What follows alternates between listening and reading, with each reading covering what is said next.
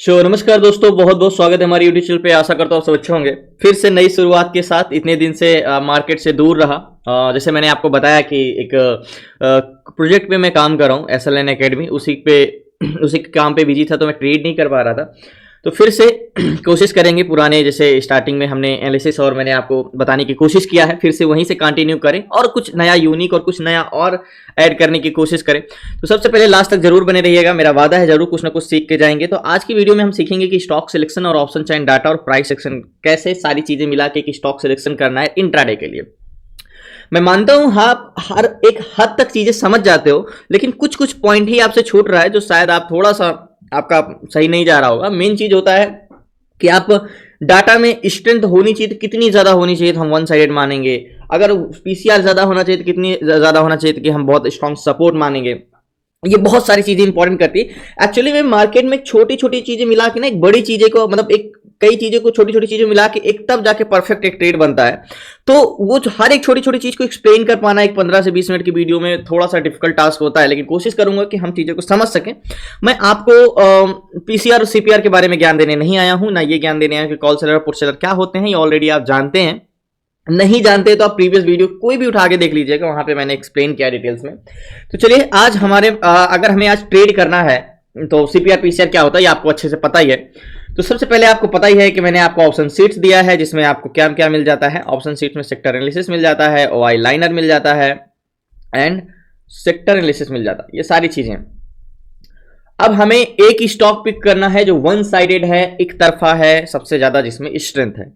लेकिन आज whole market negative. देखो एक चीज मैं आपको एक्सप्लेन कर दूं, हमें ट्रेड किस टाइप के किस स्टॉक में चाहिए, हमें वन साइडेड स्टॉक चाहिए। मतलब कैसे, अगर आपको मैं बोल दूं कि ऐसा है एल्केम में आप ट्रेड ले लो, या तो ये यहां पे 20% चांसेस है या तो ये कॉन्सोलेशन करे और या तो फिर ये वाला टारगेट दे देगा, मतलब फिक्स है। तो आपको क्या लगेगा, आप कुछ भी सोचोगे ट्रेड लेने से पहले? नहीं, बोलोगे ठीक है या तो हम कॉस्ट टू कॉस्ट हैं या तो टारगेट है। मतलब रिस्क कहां है, ओनली ऑन रिवार्ड्स ही है। मतलब या तो अगर हमारे मार्केट अगेंस्ट जाता है, ज्यादा से ज्यादा क्या करेगा, कॉन्सोलिडेशन करेगा, बस इससे ज्यादा नहीं।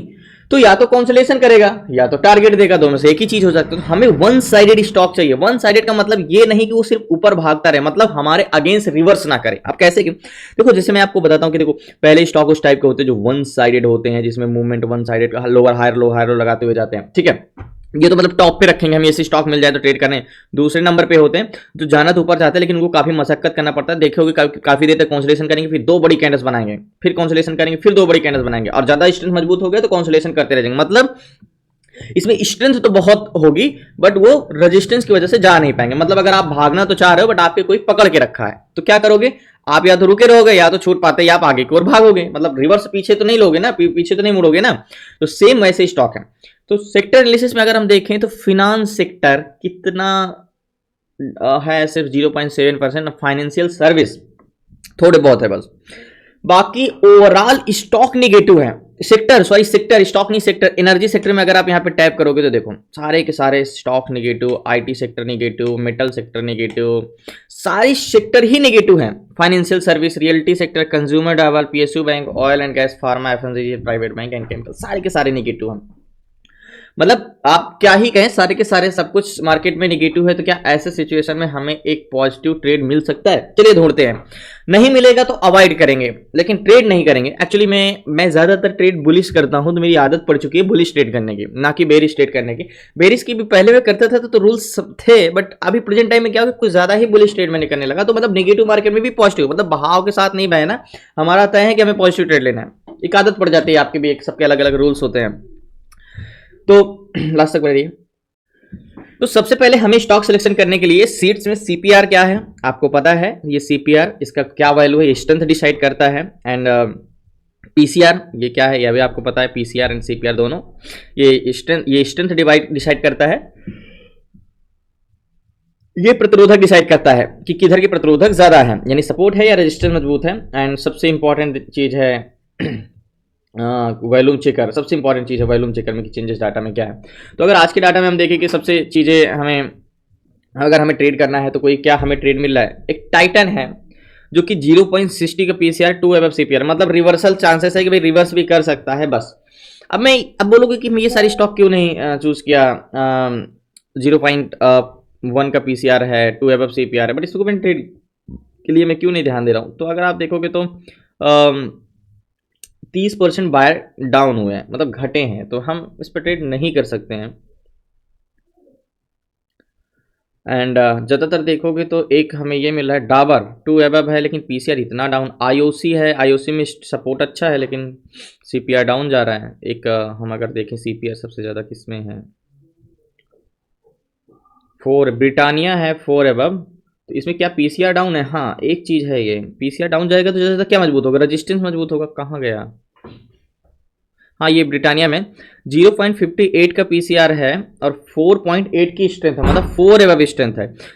क्या है मतलब, अगर मैं आपको बताऊं एग्जांपल के तौर में, एक बस है, ठीक है, उस बस में पैसेंजर जो है 4 गुना कंटिन्यू बढ़ते जा रहे हैं आगे जाने के लिए, बैठने के लिए, और उसके प्रतिरोधक भी बढ़ते जा रहे हैं ऊपर जाने से रोकने के। तो मतलब या तो रेजिस्टेंस मजबूत हो रहा है और मार्केट ऊपर जाना चाह रहा है, ठीक है। मतलब आप आगे की ओर जितना भागने चाह रहे हो, आपको रोकने के लिए उतनी ही ताकत लगा रहे हैं लोग। तो क्या करेंगे? ज़्यादा से ज़्यादा रोक के ही रखेंगे, रिवर्स तो कर नहीं देंगे। तो स्ट्रेंथ बहुत अच्छी है, लेकिन उसके लिए और बहुत सारी चीज़ें इंपॉर्टेंस रखती हैं। उसके लिए हमें ये ब्रिटानिया तो 5800 का है। यहाँ पे देखो ना, ये सीपी देखो, ये पीसीआर तो यहाँ पे 32% बायर आज के दिन ऐड हुए हैं और -1.37% सेलर आज के दिन डाउन हुए हैं। तो सबसे पहले हम वाई लाइनर पे चेंजेस डाटा देखते हैं ब्रिटानिया में। तो अगर आप देखोगे तो पीसीआर सीपीआर दोनों डाउन हो रहा है, यहाँ पे सीपीआर अभी भी बढ़ता जा रहा है। तो ब्रिटानिया में ट्रेड लेना है तो सबसे पहले हमें ऑप्शन चेन देखना होगा। एक बार रिफ्रेश करते हैं।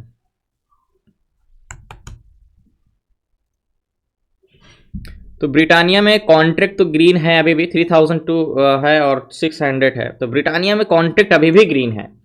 तो क्या हमें इस पे ट्रेड लेना चाहिए? तो सबसे पहले अगर आप देखोगे तो मार्केट ऊपर गया है और नीचे आ रहा है। देखो, ये ऐसा स्टॉक है, लास्ट तक बने रही। देखो, एक चीज है, ये आपको नीचे जाते हुए दिख रहा है, लेकिन मुझे लगता है कि सेलर स्ट्रेंथ तो है नहीं बेरिश, और ना कि इसमें सीपीआर घट रहा है। तो और सीपीआर कंटिन्यू बढ़ा है, तो मतलब मुझे लगता है ना कि रिवर्स करने के चांसेस ज्यादा हैं। तो इसमें ट्रेड लेने के लिए हमें काफी ज्यादा है कि ऑलरेडी इतना गिर चुका है, तो यहाँ से इसको सपोर्ट लेना चाहिए। मतलब मार्केट ऊपर से नीचे आ रहा है, तो यहाँ से सपोर्ट लेके ये ऊपर जाएगा।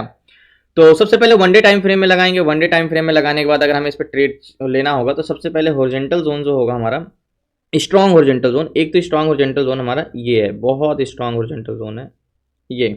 अब ये स्ट्रॉन्ग हॉरिजॉन्टल जोन किस बेस पे है ये भी मैं आपको बता रहा हूँ। सबसे पहले इसको नीचे करेंगे स्क्रॉल, एग्जैक्टली है, देखो फर्स्ट कैंडल्स है एंड सेकेंड कैंडल्स एंड ये थर्ड कैंडल्स, 3 कैंडल्स का बॉडी है और ये 4 कैंडल्स, मतलब काफी स्ट्रॉन्ग हॉरिजॉन्टल जोन है। मतलब इसको नीचे, इसके नीचे जा पाना बहुत डिफिकल्ट है, और यहीं से मार्केट ऊपर गया, तो ज़्यादा से ज़्यादा मार्केट यहाँ आएगा और यहाँ से इसको रिवर्स करना होगा। तो मतलब एक हम ऐसे इस बॉटम, इसको स्टॉक को हम बॉटम में पा रहे हैं, और ऑलरेडी इसमें देखेंगे ना तो स्ट्रेंथ तो ऑलरेडी है, 4 एबव स्ट्रेंथ है और कंटिन्यू सीपीआर बढ़ रहा है। तो मतलब काफ़ी चांसेस हैं कि भाई बस नीचे जा रही है, लेकिन इसमें पैसेंजर जो है आगे जाने के लिए बैठते जा रहे हैं, तो मतलब इसमें रिवर्सल के चांसेस ज़्यादा हैं। तो सबसे पहले मैं इस पर ट्रेड लेता हूँ, लास्ट तक बने प्लीज। आपसे रिक्वेस्ट है, चैनल को सब्सक्राइब कर लीजिए।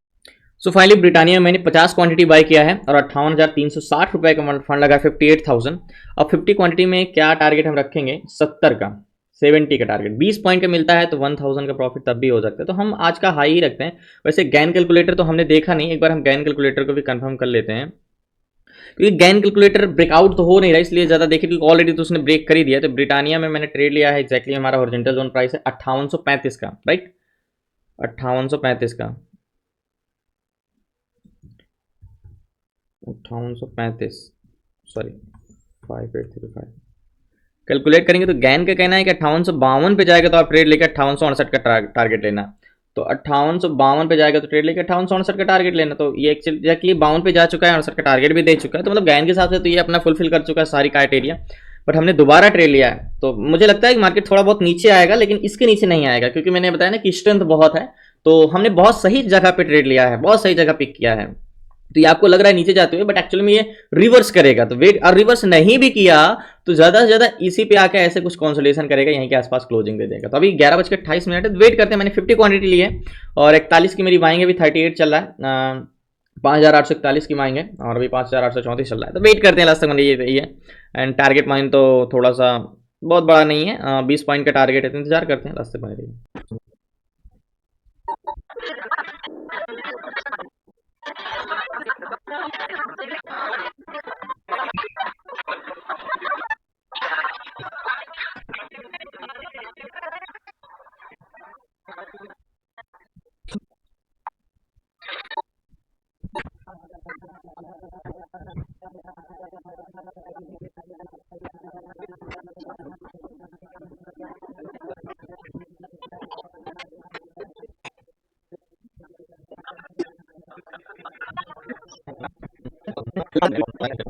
सो